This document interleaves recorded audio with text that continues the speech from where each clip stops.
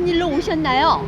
여기는 정치인들이 문재인 대통령 때도 광화문의 시대를 연다, 윤석열 시대에도 광화문의 시대를 연다 해서 그럼 광화문 시대가 과연 무엇인가에 대해서 정확하게 국민들한테 알리고자 해서 왔어요. 광화문은 무슨 의미가 있는 곳인가요? 첫째, 광화문은 알다시피 2016년 10월 우리가 옳든 옳지 않든 촛불을 들고 여기에서 자기네들이 하고자 하는 말이 있다면 광화문에서 촛불을 들고 자기네들이 원하는 대로 말을 했어요. 그리고 태극기를 들고 박근혜 대통령의 부당성을 알리고자 애국자분들이 나서서 태극기를 들고 싸웠어요. 이 광화문이라는 것은 조선시대 때도 그랬고 대한민국 때도 그랬고 항시 옳고 그름, 옳지 않은 자든 옳은 자든 자유롭게 놀할 수 있는 자리가 광화문의 시대라고 보시면 돼요. 그럼 문정부가 광화문 시대를 연다고 했는데 광화문의 시대가 과연 무엇을 말하는 건가요? 첫째, 광화문의 시대는 간단해요.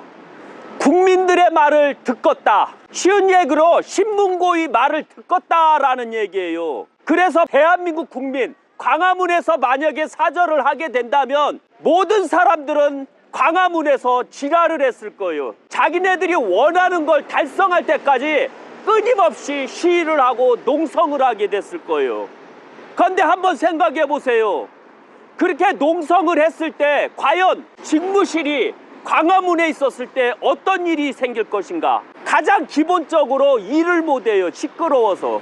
지금 청와대가 여기서 보면 거의 한 1km 정도에 있어요. 광화문에서 10만 명, 20만 명, 100만 명이 일치단결해서 큰 소리를 내었을 때 1km에도 다 들려요. 그리고 여기는 저 북악산이 확성기 파장을 일으키기 때문에 여기에서 야호! 하면 소리가 메아리 칠 정도로 다시 오는 형국으로 들어가거든요. 그런데 만약에 직접적으로 광화문에 있었다면 맨날 농성할 거 아니에요. 맨날 시끄러울 거 아니에요. 맨날 볼펜을 잡아도 짜증날 거 아니에요.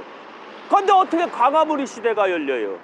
광화문의 시대가 열린다는 것은 대한민국 국민 자체가 올바라야 돼요. 대한민국 자체가 올바르지 않은 상태에서는 광화문의 시대가 열릴 수가 없는 거예요. 그래서 아셔야 되지만 문재인 정부도 광화문의 시대를 연다고 해놓고 실패했고 윤석열 정부도 광화문의 시대를 연다고 해놓고 용산으로 가게 되는 거예요. 광화문의 시대는 열릴 수가 없어요. 절대로. 제가 봐도 그러니까 임금이 영조가 나와서 보면서 광화문에서 사람들을 맞이하는 시대는 있어도 직접적으로 직무를 보는 시대는 잘못된 거라고 보시면 되는 거예요. 광화문의 시대가 왜 중요한가요?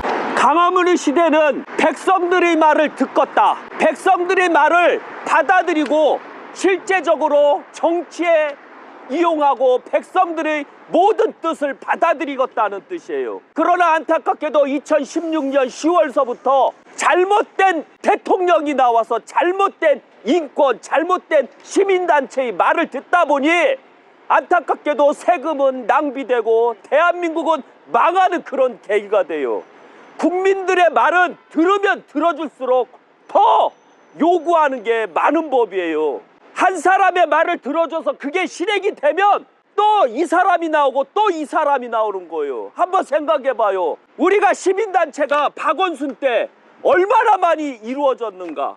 시민단체에 매월 매년 들어가는 그 비용이 세금을 좀먹는 그런 시대를 만들었던 거예요. 한번 생각해봐요. 이 광화문 다시 이렇게 공사를 하죠. 이 공사가 왜 해야 되느냐 이거죠. 왜 할 필요가 없었던 거예요. 이 공사 자체도. 여기서 보시면 그때 당시도 광화문을 엄청나게 공사를 통해서 많이 완전하게 닦아놓은 거예요. 하도 시위를 하니까 시위를 못하게 이지랄로 해놨던 거예요. 공사를 빌미 삼아서. 그러니까 실제적으로 광화문 시대를 연다고 해놓고서도 광화문의 시대를 못 열었다는 얘기죠. 왜? 시끄러워서.